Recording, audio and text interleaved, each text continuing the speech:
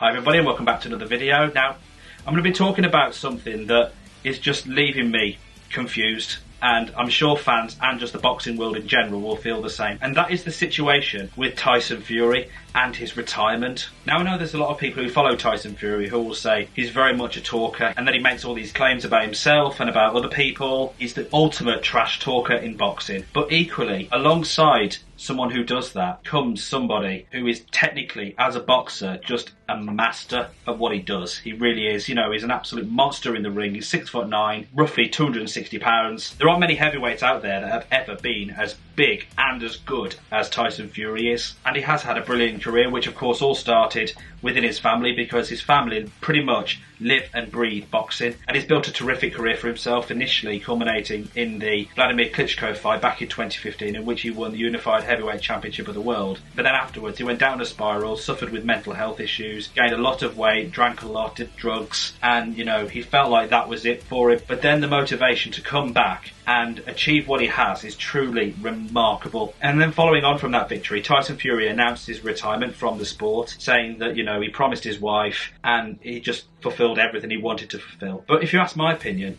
he hasn't. He just genuinely hasn't. And I'm not saying Fury hasn't achieved greatness in boxing, because he's proved it in many, many fights. But I think if you want to claim that you are the best of all time, or at least in your generation, you've got to fight everyone within it. And maybe he has fought the best other than him in Deontay Wilder, but he hasn't fought everybody within that era. I mean, when you look at the boxers of the 1990s, there were so many high profile fighters who were trying to be the dominant ones in the pecking order, and that was Lennox Lewis. But he had to fight Evander Holyfield, Mike Tyson, Frank Bruno and Vitaly Klitschko. They're the ones he had to fight to cement that status, and Tyson Fury needs to do that by fighting Anthony Joshua, by fighting Alexander Usyk, and if I'm honest, I think he'll beat them all. And as a fan, I want to see it where he just truly ends that debate about who the best heavyweight is, because he just talks and says that he is the greatest, but he's got to prove that by fighting these guys. And following on from Tyson Fury's announcement that he was retiring after the Dillian Whyte fight, he called out Francis Ngannou, who's the UFC heavyweight champion, because I just think to myself, Tyson Fury says he wants to retire, and yet he wants to get into a ring or a cage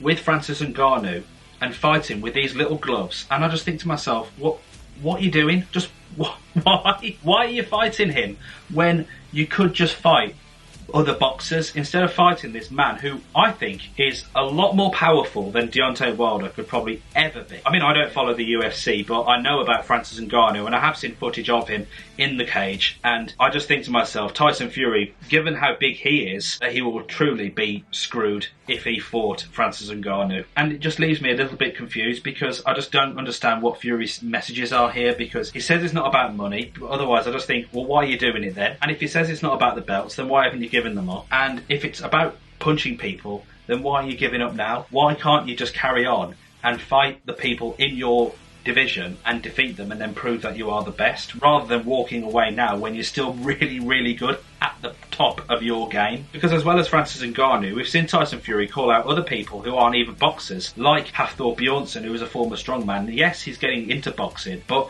he's not at that level. Who's got, you know, 30 fights under his belt, and it would be an interesting match because of height and weight. But equally, I just think to myself, why are you calling out somebody like that when you could just fight Anthony Joshua, Alexander Usyk, and just all the other heavyweights in your division and make it more competitive? Because the skill gap in boxing will be very different, because Tyson Fury is obviously far superior as a boxer than Hafthor is. And conversely, it would be the same thing if Hafthor Bjornsson challenged Tyson Fury to a strongman contest. The dominance would be ridiculous between them. There wouldn't be any competitiveness, and that's what sport's about, isn't it? It's not about just, you know, the big names doing it. It's about matching people together and just creating an event and creating excitement for sport. Tyson Fury has talked a lot about what he's going to do in the ring as a boxer, especially to someone like Deontay Wilder and Dillian Whyte, and backed up every single word he said. So that's why I think those kind of things have got into his head a little bit, and that's why I get frustrated, because I just wish that Tyson Fury, because of how good he is as a fighter, that he's letting himself down a little bit by calling out people who aren't even boxers. And even Derek Chisora, who he's already fought twice,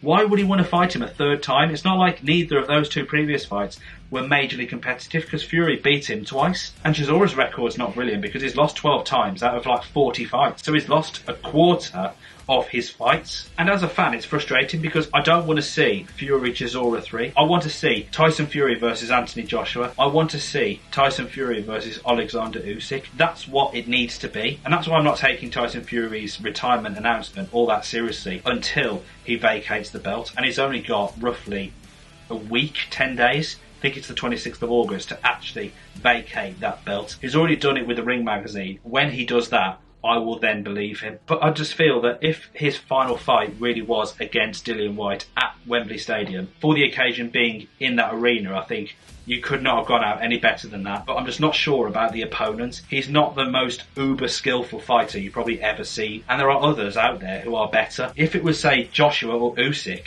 in Wembley Stadium against Tyson Fury, and then he chose to retire as undisputed champion, then I'd think, okay, that would be the cherry on the cake. But here, it's not the one, is it? And maybe this is all a master plan for Tyson Fury because he's waiting for the result of AJ versus Usyk. But I don't know, I'm just left confused really about what he's thinking and what he's doing. To be honest, I would love to see him fight Usyk or Joshua without the belts on the line, just generally, just to see him fight them. I'd just love to see that happen anyway. But, you know, it's just boxing, isn't it? It's just corrupt, and it's about what makes money rather than giving the fans what they want to see. What do you think of the whole Tyson Fury saga? Do you think he will retire? Do you think he'll vacate the belts? Or do you think he'll come back to the ring again? Let me know in the comments below. And as always, if you did want to enjoy this video, then please hit the like button and subscribe for more, and have a notification bell tick so you're notified when I upload a new video.